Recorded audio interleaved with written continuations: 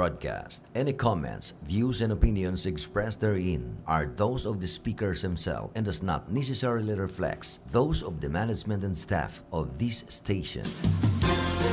Bareta Aksyon, asin informasyon, sari-sari, halo-halong bareta na napapanahon, aksyon na dapat inuton, asin mga informasyon na pwedeng pakinabangan kan mga namamanwaan.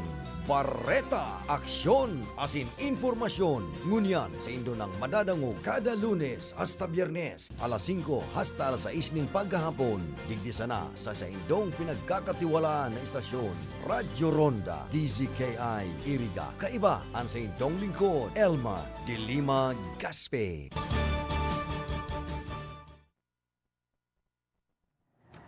Okay, ang tamang oras po, alas 5:07 na po ngonya na pagkahapon. Madyan na po kamo, yaon na naman po kita sa isang oras na programang Bareta Aksyon asin Informasyon. Kaya madyan na po kamo, ibanan po ako nindo sa sarong oras na yan, Lunes hasta Biyernes po yan, alas 5 hasta alas 6 nin pagkabanggi. Ating ipanalo ang laban ng Pilipino. Tunay na pagbabago, walang patayan. Tunay na pagbabago talaga ang hinahangad ng ating senadora na mayo pong iba, kung di our very own Senator Laila de Lima. Una ang bansa, hindi China o ganansya. Bako China o bako man kung anong nasyon, kung di Pilipinas pa rin tayo. Kaya lalaban siya, lalaban Senator Laila de Lima para sa hustisya at pag-asa ng satuyang sariling bansa. Pag-asa, laban Laila, Laila de Lima. Ating ipanalo ang laban ng Pilipino. Kung nais natin ang liwanag ng bukas, tayo na lumaban. Okay, magbari-barita nga ni kita sa maray na barita, bakong puro na lang mga problema sa satuyang bansa. Ayan, maswerte po ining ginang na duwang dekada nang tumataya, tumama rin ng jackpot sa loto. Ay ako nga ni, bako ulang duwang dekada. So, Robredo, no bida, no anti-ejection in Boracay during her presidency. Oh, ano ini, babae, naging lalaki? Ginang nangangamba na baka napalitan ang iniluwal niyang sanggol. Okay, testigo nakita umano ng kunin ang mga nawawalang sabongero sa Manila Arena. Ating ipanalo ang Senatorial bet Luke Espiritu verbally spars with Gordon Roque on Marcoses. sitwasyon, maulad na ang nasyon, inuuna ang bansa, hindi China o ganansya, nakapwesto sa gobyerno, dapat hindi dorobo. Okay, Duterte appoints new Sandigan Justice. Sino na naman ito? Ating ibalik ang hustisya at pag-asa. Laban Laila, Laila de Lima. Ating ipanalo ang laban ng Pilipino. Kung nais natin ang liwanag ng bukas, tayo na lumaban, ibalik Okay, sa detalye kan mga satuyang may bareta. ating Pero bago kita magmaikling bareta, ang satuya po makakaibanan ngunyan sa technical side. magpasya. Yaon po si Chief Engineer Abilindon Turalio. Nas impormasyon man po si Rodel Cesar. Ibalik ang hustisya at pag-asa. And of course, yaon man luman sa transmitter si Sir Felix Lagrimas. Ang kaibanan man niya dumanan sa iyang Angel de la Guardia, si Tony sa Tamatic Saison. And of course, ako man sa inyong makakaibanan, may pong iba, pero may kaibanan nindo ang regular host ng programang Bareta Aksyon asin Informasyon. At pag-asa. May pong iba, kung di si ako, si Elma de Lima Gaspe nagsasabing, welcome to our program ngayong hapon na ini. Every Monday to Friday po ini, 5 to 6 in the evening. Diba, Josephine Kabugo, so is watching right now. And of course, to Melanie Beltran is also watching right now by live streaming. And of course, to all those listening from their transistor radio, madyan na po kamo. Ay bahanan pa ako nindo sa sarong oras na paghatid sa endo ng kung ano-ano man na mabaritaan natin dyan lang sa mga nagbabarita man. Ating ibalik ang hustisya at pag-asa. So, iningginang na 2 dekada ng tumataya na tumama rin ng kanyang jackpot sa loto. Panalo ang laban ng Pilipino. Ang sabi niya, nagbunga rin ang 2 dekadang pagtaya sa loto ng isang ginang sa Cavite nang isa siya sa 4 na mananaya na tumama ng jackpot prize sa loto. 642 draw. Ay, kaya ni may haloy na po ini. Akan na Enero pa. Pero at least tumama siya. Sa nilabas na pahayag ng Philippine Charity Sweepstakes Office, sinabing mula sa Maragondon ang ginang. Ibalik Isa siya sa 4 na mananaya na nakakuha ng winning combination na 2301092412. Ayan, kung tumaya pala ako, nakakuha man ako ng tulong numero 07. Sa Lotto 642, ayan po. ating ibalik ang Pero ingat-ingat po dahil yung tumaya nga rin dyan sa Naga City, mananaya man sa Naga City. Nanalo man kansarong si Mana. huslo ang laban. Pero ingat-ingat lang po kita. Ang sabi nga ng aking tatay, ang pera pagdai mo pinagpaguran, hindi mo pinagpawisan, madali lang po yan maubos. So sana meron kayong plata, may maayos na plano. Dahil ang pera na yan talagang madali maubos ang pera. Sa Even though magkano man yan, ilang milyones man yan, ay talagang madali lang yan maubos. Pagdai na pagplanuhan ng maaga. Sayang lang na pagkakataon ng swerteng itinaw sa endo kan mahal na Diyos. siya at Kung ang swerte na yan, dahil maayos ang pagpaplano nindo. Minsan lang po tayo, minsan lang po yan, minsan lang po ang swerte pag dumarating. kung nais natin ang liwanag ng bukas, tayo na lumaban. Robredo, no bida, no anti-ejection and Boracay during her presidency. Tuwindig, kumilos, lumahok at magpasya. Okay, Iloilo City Vice President Leni Robredo has assured Boracayans that she was backing their opposition to a controversial bill, Ating providing for the creation of a corporate body that would manage the island resort. She also assured that the anti-community considered the earliest inhabitants of Boracay Island, asa, that they would not be evicted and would have full support from the national government. panalo ang laban ng In her speech at the Blue Lotus Function Hall in Sitio Bolabog in Barangay Rancho, maayos na sitwasyon. Barangay Balabag, Robredo said discussions on the Boracay Island Development Authority Hindi China bill should not continue to without residents and officials of Boracay being heard. robo. You not us, now the issues here and you should be heard. Ating Robredo said before about 1,000 of her supporters inside the open-air hall, those who spilled out over the garden of the 6,000 square meter not near the beachfront. kung nais natin ang liwanag ng bukas, Robredo, who was with her running mate, Senator Kiko Pangilinan. kung nais nating sumulong ang bansa, tuwindig, kumilos, lumahok at magpasya.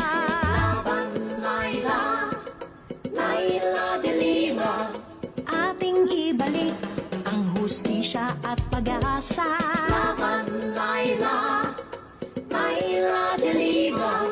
Ating ipanalo ang laban ng Pilipino. Okay, Daryl, yan, binanta. Ano ba ini? Tumatalo. Ating ibalik ang hustisya at pag-asa. Okay, babaeng naging lalaki, ang ginang nangangamba na baka napalitan ang iniluwal niyang sanggol. Ay, minsan po talaga nangyayari ini with the negligence of those in the hospital. Maayos na sitwasyon, maulad na nasyon, inuuna ang bansa, hindi China o ganansya, nakapwesto sa gobyerno, dapat hindi robo.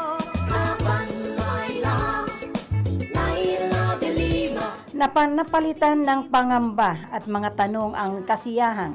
Unang nadama ng isang ginang nang malaman niya na babae ang kanyang iniluwal na sanggol sa isang paanakan sa Cebu City. Ng Pilipino, Pagkalipas kasi ng 2 araw matapos manganak, wanag na lalaking sanggol ang ibinigay sa kanya. lumaban. Sa ulat ni Alan Domingo sa GMA Regional TV News nitong Miyerkules, Sumulong sinabing labis na galak ang naramdaman ng ginang na hindi pinangalanan dahil natupad na ang pangarap nilang mag-asawa na magkaroon ng anak na babae. Dahil pawang lalaki ang nauna nilang 3 anak. at pag-asa. Pagkatapos manganak sa pamamagitan ng cesarean operation, Ating ipanag ipinaalam umano ng tauhan sa paanakan na babae ang kanyang anak. Maging sa mga dokumento nakasaad din na babae ang sanggol. balik ang Pero pagkalipas ng 2 araw na pananatili siya ng sanggol sa nursery room, ating ipanalo ang laban ng ibinigay na sa ginang ang kanyang anak, ngunit isang sanggol na lalaki. yan at panggagan. Napakasaklap naman ito. Sitwasyon Nag-alok ang paanakan na isa ilalim sa DNA test ang sanggol at pumayag naman ang mag-asawa. siya nakapwesto. Gayunpaman nais pa rin ng mag-asawa na magkaroon din ng independent group na magsasagawa ng DNA test para maiwasan ang anumang pagdududa ng na magiging resulta nito. Ang hustisya at Gusto rin nilang maitama ang pagkakamali ng paanakan para hindi na maulit sa iba ang nangyari sa kanila. ating ipanalo. Nakatakdang magbigay ng pahayag ng pamunuan ng paanakan at ang Department of Health sa pangyayari. Tayo na't lumaban, ibalik ang hustisya. Pangyayari talaga. Ating sumulong ang bansa, tumindig, kumilos, lumahok at magpasya. Testigo nakita umano ng kunin ang mga nawawalang sabungero sa Araneta Arenas report. Ating ipanalo. Inaharap umano ng pulisya sa pagdinig ang Senado sa Huwebes ang isang testigo na nakakita umano ng isakay ang mga nawawalang sabungero sa Manila Arena. Ang hustisya Kasabay nito, sinisiyaksasin din ang pagkawala ng isang van rental driver kung may kaugnayan din sa sabong. panalo ang laban ng Sa ulat ni Emil Sumangil sa GMA News 24 oras nitong Miyerkules, Pancho. sinabing mayroong source ang GMA News mula sa binuong Special Investigation Task Force Una ang bansa. group ng Philippine National Police na nagsabing hander ng manok ang testigo na ihaharap sa pagdinig ng Senado. Ayon sa ulat, regular daw na nagsasabong sa Manila Arena sa Santa Ana, Maynila, ang testigo na kilala raw nito ang mga nawawalang sabongero sa lugar. Nasilip daw ng testigo ang nang isakay sa sasakyan ang mga sabongero na hindi pa rin nakikita mula pa noong nakaraang Enero. Tayo na't Sa nakaraang pagdinig, giniit ni Senador Ronald Bato de la Rosa, chairman ng Senate Committee on Public Order and Dangerous Drugs, na dapat humarap sa kanila ang mga security guard sa mga sabungan kung saan huling nakita ang mga nawawalang biktima. ating ibalik. Samantala, dumulog din sa PNP si IDG si Nelda Calvo upang mahanap ang nawawala niyang mister na si Carlos Alfonso Calvo, 47 anyos, van rental driver. Ayon kay Nilda, Nobyembre 8, 2021 nang umalis ang kanyang mister at patungo raw noon sa Batangas at Laguna. Siya at Pero mula noon hindi na ito nakauwi. Isang linggo lumipas na hindi makontak, nakita ang sasakyan ni Carlos sa Santo Tomas, Batangas. paglaban ng Pilipinas. Aalamin ng mga otoridad kung may kinalaman din sa sabong ang pagkawala ng biktima dahil may-ari umano ng mga panabong na manok ang amo nito. Sa hiwalay na ulat, sinabi naman ni Senador Ping Lacson na may nakalap siyang impormasyon na mayroon ng mga pulis na posibleng sangkot sa pagkawala ng mga sabongero.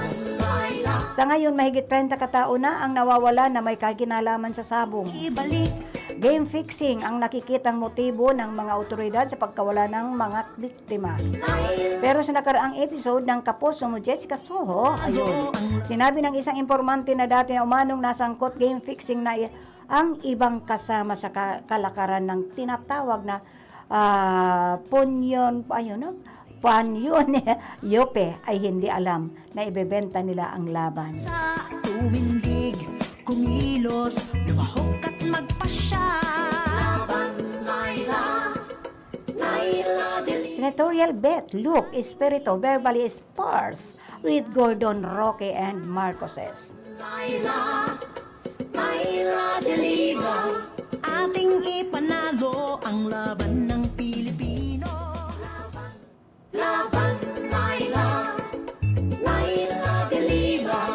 Ating ibalik Senatorial candidate and labor lawyer Luke Espiritu got into a heated argument with fellow bets Larry Gadon and Harry Roque while discussing martial law atrocities during the SMNI senatorial debate on Wednesday. gagancho. Participants in the debate hosted by the media network of embattled tele-evangelist Apollo Kiboloy China o were asked how they would address the problem of children being used in scapegoats in crimes if they are elected as senators. Espiritu said he against lowering the age of criminal responsibility. He added children should be taught about human rights violations committed during the term of late dictator Ferdinand Marcos Sr. Pilipino. and important values including that extrajudicial killings are wrong. Bukas tayo na. Suspended lawyer Gadon took offense. We should not use this forum for a propaganda against the Marcoses, he said. Tulong ang bansa. To disapprove Gadon's claim that he was spreading misinformation, Siya. Espiritu cited figures from Amnesty International on the tens of thousands of Filipinos who were jailed and tortured during martial law. Siya at pag-asa. It's a matter of record, said Espiritu, who is running under the senatorial state of Ludy de Guzman and Walden Bello. O ang laban. He also called out Gadon twice for interrupting his speech even if it was not yet time for rebuttal. Ating It's my time, huwag kang bastos, do not be rude. Espiritu told Gadon, who was recently suspended by the Supreme Court for his profanity-laden rant against a female journalist. gagancho. Roque used his time to clear presidential candidate Ferdinand Bongbong Marcos Jr. Inuubo of the crimes committed during the Marcos regime. na o ganan. Espiritu questioned Roque for shifting Alexis, despite being a human rights lawyer who previously fought for martial law victims. Ibalik. With all due respect to Attorney Harry Roque, I know your history. You were anti-Marcos before. Ating You were be human rights before. laban ng You spent your life against Marcoses. nais natin. You worked for human rights, and now that you were given a senator spot under the party of Bongbong Marcos, now you cry Alleluia and praise Marcos, the senatorial bet said. Ang bansa. Tuwing Roque replied, there is nothing respectful with that you said against me. Ang katotohanan ang pinag-uusapan, hindi ang patay na Marcos. Ang pinag-uusapan ay ang buhay na Marcos. Sa akin panagutin ang mga nagkasala, ang hindi gumawa ng kasalanan, huwag natin idamay sa sisi. ating ipanalo. The truth is we are not discussing that the Marcos who is dead, but the Marcos who is alive. We should hold to account those who sinned and not blame those who have not done wrong. Siya at pag-asa. Marcos, whose family has been accused of amassing billions of dollars in ill-gotten wealth, has denied he is running for president to vindicate his family name. Tunay na pagbabago, walang patayan at panggagancho. Maayos na sitwasyon, maulad na nasyon. Inuuna ang bansa, hindi China o ganansya. Nakapwesto sa gobyerno, dapat hindi dorobo.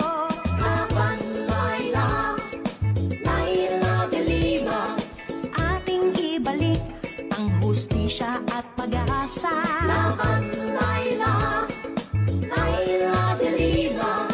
Ating ipanalo ang laban ng Pilipino. Kung nais natin ang liwanag ng bukas, tayo na lumaban. Ayan, kung gusto natin makita ang liwanag ng bukas, tayo na't lumaban. Ipaglaban natin ang mga candidates for now, for the next administration, na sana ipaglaban natin. We must be aware in voting for those candidates na sana ipaglaban natin ang hustisya at ang pag-asa ng bansa. Dahil yan ang unang-unang hangarin, advocacy ng ating very own Senator Laila de Lima. Panalo ang Okay, laban pwede ng nating magdangog muna kita. Pwede nating dangog-dangogin ining mga rekomendasyon ni Lolo General. Inanyugon po natin si Lolo General, our very own, the famous comedian Jaime Fabregas. Ako po si Jaime Fabregas. May iapot po ako sa Indo. Tano daw, ta sa bilog na istorya kang Pilipinas. Mayo pa, ni sarong Bicolano ang naging presidente. 5 na ang naging presidenteng gikan sa Central Luzon. Puon ki Ramon Magsaysay na taga Zambales. Ang mag-amang Diosdado makapaghala sin Gloria Macapagal Arroyo na halikman sa Pampanga. Ang mag-inang Cory asin Noynoy Aquino na haling Tarlac. Ang Ilocos Region na igwang mas dikit na numero ning mga butante kumpara sa Bicol. Nagibong magpagana nin tulong presidente. Si Elpidio Quirino asin ang diktador na si Ferdinand Marcos na nagtukaw sa pwesto sa laog ning 21 taon. Dangan si Fidel Ramos, na tubong Pangasinan. Sa Katagalogan man, yaon si Manuel L. Quezon, nagikan sa Tayabas. As in si Joseph Erap Estrada, na taga-NCR. Igwaman naging presidenteng hali sa Visayas, si Manuel Rojas, dangan si Carlos Garcia. Asinan Mindanao, nagkaigwana sa persona mismo ni Presidente Rodrigo Duterte. Ang Bicol, ang panlima sa may pinakadakol na butante sa Pilipinas. Kitaman ang pan-apat sa pinakadakulang grupong etniko. Bakong oras na para mag-ilihir kita ning presidente na Bicolano? Ipagmati niya to sa enterong Pilipinas, antibay, kusog, asin pusong Bicolano. Ipabisto ta sa kapwa Pilipino ang matanos na lider. Asing ipahiling ta sa enterong kinakban ang kakayahan asin sarib kan sa tuyang lahi. Bakong mauragon kita, saka ang kandidato ta, ang pinakakwalipikado sa gabos ka mga nagdadalagan mo niyan. Ang pakiulay ni Lolo General sa ito gabos na mag-agda pa kita ninda imababa sa 5 pang botante na makisumaro sa satuyang katuyuan. Sa tuyang mga kahimanwa, uya na ang sunod na presidente kang Pilipinas. Deita na po palampason ang pagkakataon ini. Ang kapangganahan ta sa Mayo, kapangganahan kan lambang Bicolano, asin Pilipino. Linalauman ko po kamo. Dapat lang po na wag na nating palagpasin ang pagkakataon na ini. Dahil pag pinalagpas na pa ini, siguro, I just don't know kung magkakaigwa pa kita ng presidente na tatakbo. Mag-aspirar, paano pagka-presidente kan sa tuyang bansa. So, this is a time for us na wag na nating palalagpasin. Nandiyan po, she is the most qualified to run for president at dapat siya paupuin natin sa susunod na administrasyon. So, hinanyugom ta po ining Senator Laila de Lima speech on AJK. Hinanyugom ta po ini. Kaday ko nga ninibas na ipi-play dahil medyo mahaba-haba po ini. So, hinanyugom ta po. I feel privileged that I'm the second member, next only to another lady senator, to deliver the privileged speech in this 7th Congress and in this centennial year of the Senate. I just hope that our male counterparts would not take it grudgingly. Mr. President, my dear colleagues, I rise on matters of personal and collective privilege concerning a number of issues that now dominate the news and divide our people. Our nation is in crisis. This crisis is the real and present danger posed by the illegal drug trade overwhelming our national fabric. Drug addiction, drug pushing, and drug-related crimes, including bribery and corruption of our public officials, and the penetration of our institutions by powerful drug syndicates threaten our government, our people, and our society. Any person undergoing a deep and profound personal crisis defends himself from the threat that brought the crisis into his life. In the same way, the nation must defend itself against the threat of the illegal drug trade lording over every aspect of our everyday lives. For so long, we have been complacent about the magnitude of the problem. We have been indifferent to the number of drug pushers that have invaded our communities. We stayed silent as our impoverished youth succumbed to the promise of temporary escape from their harsh and brutish life in the urban and rural areas and became drug dependents. This was the state of the nation in crisis under the threat of illegal drugs until the overwhelming voice of the people voted to office the anti-drug crusader and mayor of Davao City as President of the Republic, none other than President Rodrigo Roa Duterte. The President carried a clear and distinct, almost one-track message that reverberated in the consciousness of our people. It cascaded down to the smallest communities that are the victims of drug pushers and drug addicts. Finally, it was channeled back to the national level in the form of a resonating mandate that said, yes, Mayor Digong, rid us of this drug menace any which way you can. We are giving you that mandate to clean our city streets of drugs and, if need be, dispose of all drug lords and pushers the best way you see fit, hogtied and lifeless not being an exception. Mr. President, I agree. The nation is confronted with a drug crisis that has been ignored in focus for so many years. The nation must be saved. The people must be defended. War has been declared upon us, and so war must be waged. I am with President Duterte every step to the way in his war on drugs. I myself started the war on drugs at the National Bilibid Prison. On December 15, 2014, I personally led the raid on the drug lords' dens and took away their power over the rest of the prisoners. I isolated them in Building 14 of the National Penitentiary. This raid started at different entry points of the prison compound in order to catch the drug lords literally with their pants down. It can be described as systematically executed simultaneous rage on each and every drug lord's luxury cabal.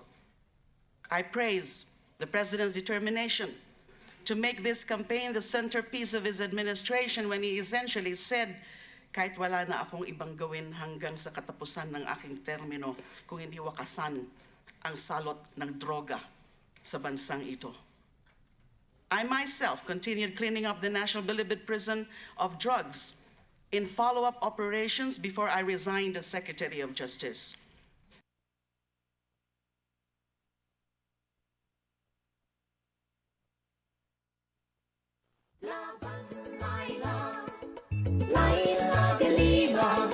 Ating ibalik ang hustisya at pag-asa. Laban, Laila, Laila de Lima. Ating ipanalo ang laban ng Pilipino. Tunay na pagbabago, walang patayan at panggagancho. Maayos na sitwasyon, maulad na nasyon. Inuuna ang bansa, hindi China o ganansya. Nakapwesto sa gobyerno, dapat hindi dorobo. Laban, Laila, Laila de Lima. Ating ibalik ang hustisya. Okay, yung pong kaunting salita na yun ni Senator Laila de Lima regarding sa raid na naging yun po ang naging dahilan. Yung little speech po na yun ni Senator Laila de Lima, yun po ang naging dahilan kung bakit siya ipinakulong. So, kung bakit siya nakulong, sa ngayon po almost na more than 5 years na po. Pero never po siya na mananahimik at mapapatahimik. Regarding sa dahilan ng kanyang pagkakakulong na yan. For in fact, although he is a senator, kayang-kaya po. Kaya nga naipakulong siya. Ano ba naman ng laban ng senador kaysa Pangulo? So, but anyway, Ayan ang sinasabi ko sa inyo. Kaya tayo na nandito sa programang ini. Tanganing malinawan o maliwanagan po ang lahat ng naghihinan nyo sa programang ito. Kung ano ang nangyari, kung bakit pinag-initan ng gusto si Senator Laila de Lima. At kung bakit astangon yan, hanggang ngayon po ay nasa kulungan pa siya. She is still in her detention house. So 5 years, almost 5 years more than 5 years na po, pinapatahimik. O, ayan ko, taiwan ko, hindi ko masano. Pero andyan pa rin po siya. Hindi nila kayang patahimikin si Senator. She is the most brave among the ladies senator po. Narinig naman po ninyo, she is the one natuklasan po yung nasa Bucor, yung mga katiwalian po na nangyayari sa Bucor. Binigyan po na special na kubol. Ibig sabihin po, hindi sila yung mga drug victim, yung drug pusher na yun po, mga big time drug pusher na po yun. They are already convicted but they have binigyan pa po ng sobrang atensyon, special kubol. Hindi katulad ng mga simpleng mga nakakulong na nagsisiksikan sa isang kwarto po sila at iba-iba. Ang pahirap sa kanila, ganun pa rin. Pero yung mga convicted na yun, na mga big time, mga social na mga convicted na yun, may special treatment po. May aircon sila, kompleto ng gadgets, and kompleto pa po ng kaarmasan sa kanilang kubol. Yun po ang natuklasan ni Senator Laila de Lima, na sa pagkakaalam ko nga noon, nung nagpaalam po siya sa nasirang si Pinoy, na kung ano, itutuloy ba niya yung raid or what, ang sabi ni Pinoy, it is all your decision. So nagdesisyon po ang satuyang babae, the lady senator, have decided na papasukin niya yung kubol, yung Bucor. So yun nga, nung napasok niya, nakakatakot po yung pagpasok niyang yun. Dahil fully guarded po ay talaga yung mga armas po doon, hindi basta-basta lang. Kumpara po doon sa mga ibang detainees na mga nakakulong na nagtitiis sa siksikan, nagtitiis sa I don't know kung anong klaseng pagkain meron sila. Pero yung mga convicted na yun na ginamit pa para ilublob sa pagkakakulong si Senadora, ayan po, sa ngayon, nasaan na sila? So, detained, never convicted. Nakakulong po siya, pero she is never convicted. Hindi po siya kriminal. Magbasa muna po kayo. Alamin muna po ninyo ang buong katotohanan kung bakit nakulong si Senadora Laila de Lima. Dahil during sa kanyang paghusga sa kanya, marami pong naghusga sa kanya. Nanawala sila doon sa mga pinalabas ng ating Pangulo. Doon sa mga salaysay ng kanya mga convicted witnesses, na talaga namang idiniin siya ng todo-todo without knowing the case na isinampa po sa kanya. So bago po tayo maniwala, magbasa-basa muna kayo. Bago natin husgahan masama ang isang tao. Di karapat-dapat iboto pag nabasa mo na lahat, saka mo pa husgan, ikaw na po bahala. So, back in 2009, Senator Laila de Lima was the chairperson of the Human Rights Commission in the Philippines. Nakapwesto sa gobyerno, dapat hindi dorobo. Laila de Lima, ating ibalik ang hustisya at pag-asa. The Commission in Bank, the 5th Commission, 2015-2002. Honorable Jose Luis Martin Sigascon, Chairperson. Ang liwanag ng bukas, tayo na't lumaban. Honorable Karen Lucia S. Gomez, Dompit, Commissioner, more than 25 years. Honorable Karen Lucia S. Gomez Dompit has served the Commission Human Rights through various career posts. Iyo po ini mga binabasa ko, iyo po ini mga nagtukaw na sa Commissioner on Human Rights. And then followed by Honorable Gwendolyn L. Pimentel Gana. Ating ipanalo ang laban ng Pilipino. And then next Commissioner is Commissioner Honorable Layasi Tanodra Armamento. Ibalik ang Commissioner on Human Rights po. Laban, Laila de Lima. Now, Honorable Roberto Eugenio Ticadis is rin sa mga commissioner bago naging commissioner ang ating very own Senator Laila de Lima. Walang patayan at panggagancho. Maayos na Members of the Commission on Human Rights, Republic of the Philippines, sitwasyon. the first commission, 1987 to 1992. Siya nakapwesto sa gobyerno. Dapat hindi dorobo. Next time ko lang po inibabasahan kung kuno arin sinda naging dahil bago pa man si Senator Laila de Lima madakadakol na po kang nakaraan. The Fourth Commission 2008 to 2010 na Laila M. de Lima chairperson, ang sa iyan po makaibanan mga commissioners niya, si Cecilia Rachel Bicosumbing, Victoria Cardona, Norberto de la Cruz, Jose Manuel S. Mamuwag, commissioners. Siya kung nais nating sumulong ang bansa, tumindig, kumilos, lumahok at magpasya. Now, dahil sa growing murder, crimes sa Davao before at ang mayor doon, that time ay si Duterte, nakarating sa CHR ang mga insidente na ito. There are the news compilations of Davao killings in 2009 and so on. Marami pa yan. Babasahin ko po sa inyo sa mga next articles na nakapaste po dito. Ang hustisya at pag-asa. Laban, Laila, Laila de Lima. Ating ipanalo ang laban. The Davao killings, baby safe. Kapalya summary killings are no answer to poverty and crime. Look at goodness instead. De Lima CHR will prove there is a Davao death squad. China o Davao City Police Chief asked HRW to name cop handlers. dorobo. Duterte on HRW report amusing. Human Rights Watch says Davao killings tolerated supported by local authorities. Siya at pag-asa. You can die anytime. Report on death squad. Killings launch. Wife of soldier implicated in rebellion slave files petition for wreath of Amparo. Natin 9 soldiers squeezed on rebellion Pitaw killings, deny allegations. Yan po. Sidebar, the soldiers account. is natin 9 soldiers squeezed on rebellion Pitaw killings, deny allegations. CHR denies a new military's request for closed-door session. CHR denies army request for closed-door session. Bakit ating ganon? ibalik. Human Rights Watch killings says maybe a state sanction. Laila, Laila de Lima. Ating ipanalo ang laban ng Pilipino.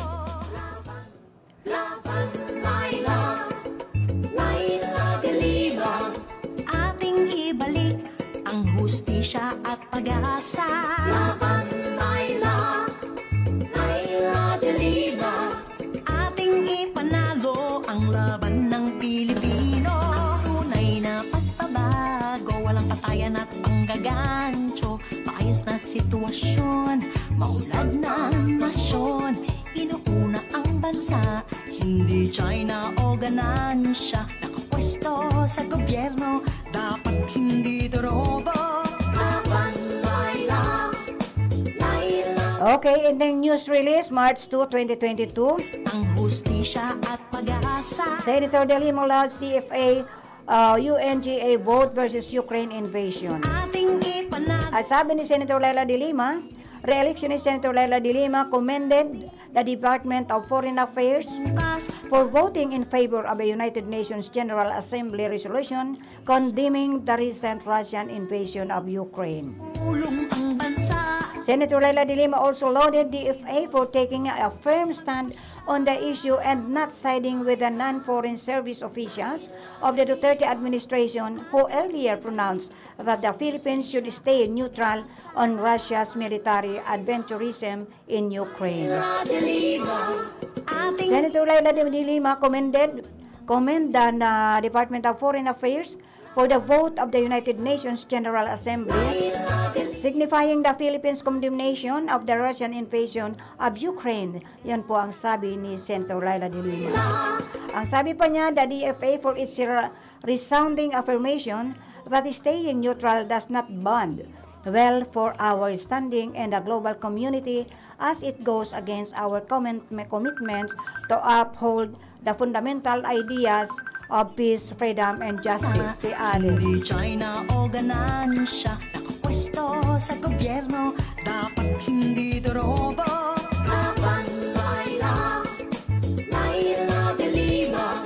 Ating Ang sabi pa ni Senator Laila de Lima, DFA for its resounding affirmation is that staying neutral does not bode well for our standing in the global community as it goes against our commitments to uphold the fundamental ideas of peace, freedom, and justice. Yun po ang sabi niya. lumaban, ibalik ang hustisya, kung nais In a statement at the emergency special session of the UN General Assembly, the Philippines joined the chorus of nations calling for an end to hostilities, saying, Mr. President, the Philippines votes yes to the UNG resolution and expresses explicit condemnation of the invasion of Ukraine. Crisis between the two countries has intensified following Russian President Vladimir Putin's order to deploy troops to the two breakaway regions in eastern Ukraine. By that, staying neutral, Senator Laila de Lima said the Philippines is proclaiming unequivocally to the world that powerful nations should not act as bullies against their smaller neighbors. tunay We should be clear that there is no room for blackmail, using superior might and overwhelming force to intimidate, coerce, and threaten sovereign nations as they charter their own course and the international states as chosen by their people, si Ade. dapat hindi dorobo. Ayan po, bago ko patuloy yung ano na yun ni Senator Laila de Lima, commercial muna po tayo.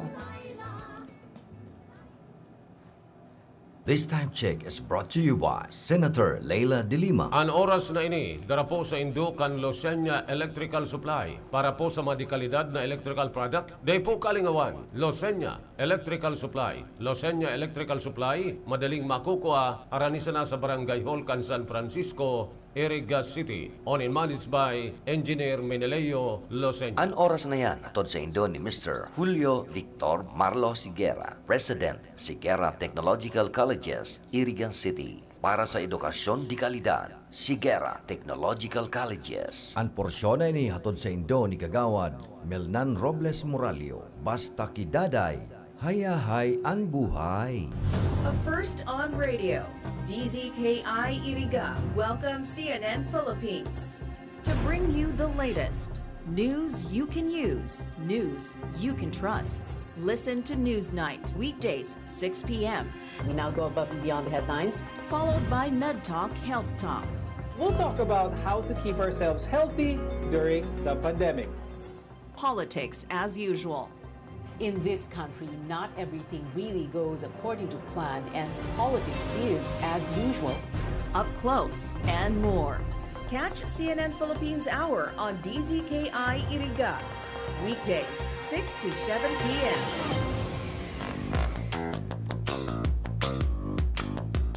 Nanlalabo na ba ang inyong mga paningin? O kailangan mo ng proteksyon laban sa radiation? Ano pa ang hinihintay nyo? Pumunta na sa The Vintage Optical. Ang optical para sa lahat. Visit us at the ground floor, Gaisano Capital, Barangay San Roque, Iriga City. We offer free computerized eye examination. Free frame. Lente lang ang babayaran. Starts at 999 complete eyeglasses with anti-radiation lens. The Vintage Optical, the widest selection of optical signature frames and sunglasses. The Vintage Optical, ang optical para sa lahat.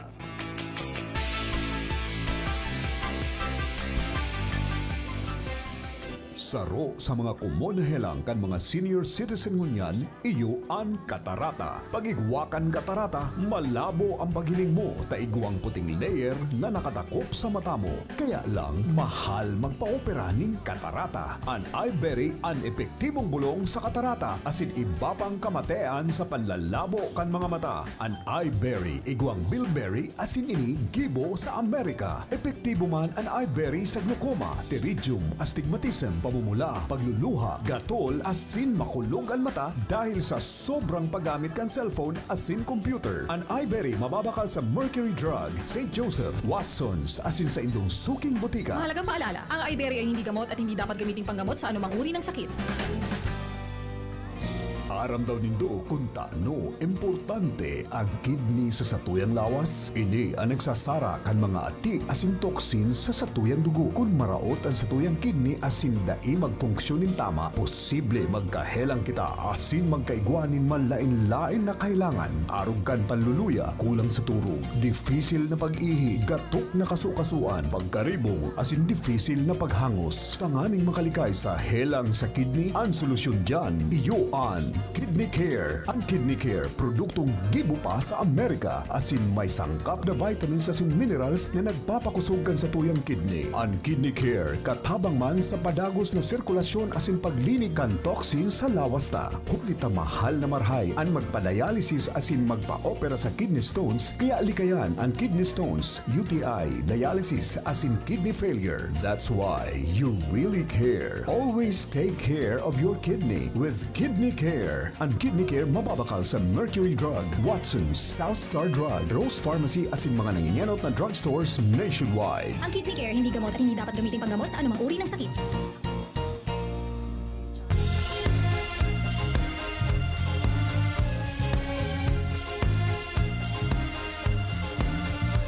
Karapatan ng mga patay, aking ipaglalaban. Mga kababaihan, ang poprotektahan. Boses ng kabataan, aking pagkikinggan. Ating kalusugan, ang ingatan. Paglilingkuran ng mga irigen, Nidagan. Magsisilbing magandang ihemplo, Nidagan. Lagi kayong una sa puso ko, dahil kay Daday, hayay ang buhay.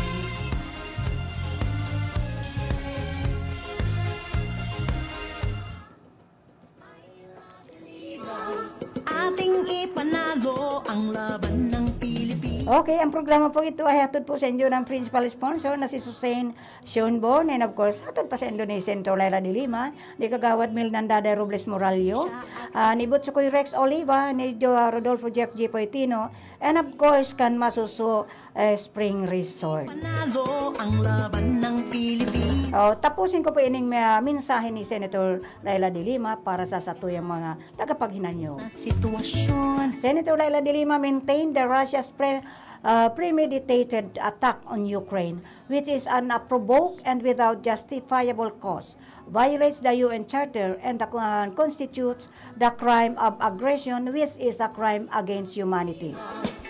No nation that upholds the values enshrined in the UN Charter that calls for an international rules-based regime should remain standing on the sidelines while a powerful nation rules its tanks into and bans the cities of a weaker one. Yun po ang sabi ni Senator Laila de Lima. In addition to the DFA's UNGA statement, Senator Laila de Lima pointed out that the Philippines should categorically call on Russia to stop its invasion of Ukraine. The Russian army should withdraw from Ukraine immediately and leave its people in peace. Ukraine is no longer part of Russia and longs for its own future as a sovereign nation in its own right. No country can stop another from choosing its own path. Yun po ang sabi ni Senator Laila de Lima. I offer prayers for the people of Ukraine and for the enlightenment of the Russian leadership to end this war. Yun po ang sabi ni Senator Laila. The Russian army should withdraw from Ukraine immediately and leave its people in peace. Ukraine is no longer part of Russia and longs for its own future as a sovereign nation in its own right.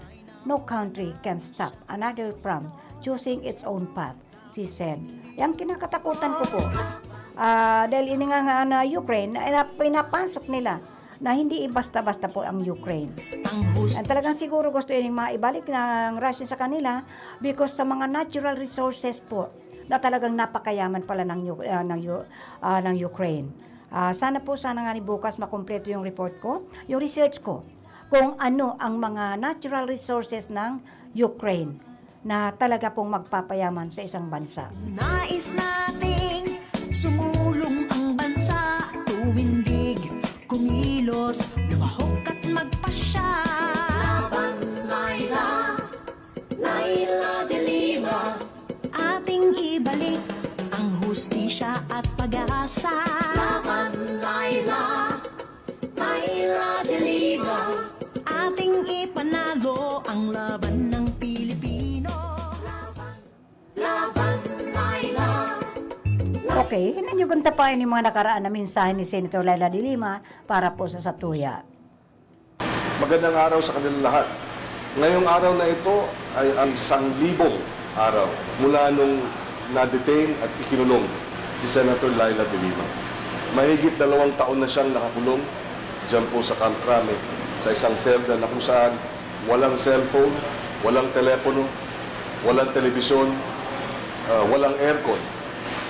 At ang kanyang access lamang sa mga pangyayari sa ating bansa at sa ibang bansa ay sa mga dyaryo na nababasa niya araw-araw. Hindi makatarungan ang pagkakulong kay Senator Laila de Lima. Gawa-gawa ang mga paratang laban sa kanya, ang mga akusasyon galing sa mga ex-convict o kaya mga convicted na kriminal. At ngayon ay binibigyan ng special treatment ng kasalukuyang administrasyon dahil hinawalay na sila dito sa New Bilibid Prison. Ayun po, talaga pong ang pagkakakulong ni Senator Laila de Lima wala sa lugar po. Pinagbintangan sa kinasuhan ng kung ano, yung ibinulgar niya, yun po ang naging dahilan. Yung pagbubulgar, yung sa pagkakaimbestiga niya sa sa AJK po ng Davao City. Kaya yun, paghihiganti po. Personal po ang pagkakapakulong sa kanya. So, Sitwasyon, maulad na luway-luway na po kitang magpapaaram. Tatapusan naman po ang satuyang sarong oras sa programang Bareta Action as in Informasyon. gobyerno. Nagtagal po kita, dapat po yung mga justices na yun, yung mga human rights commissioner na yun. Pero gusto ko po kasi isa-isahin yun para malaman natin kung ano mga ginibukan mga nakaraang mga human rights commissioner. Bago po nakaabot kay Senator Laila de Lima. Ang sa tuya pong nakaibanan sa technical side, may pong iba kundi si Chief Engineer Abelin Dontoralio. Yaon na rin po si Satan sa tuyang Maribay sa iya, si Sir Jameson Toriano Oco. At yaon man sa information si Rodel Cesar.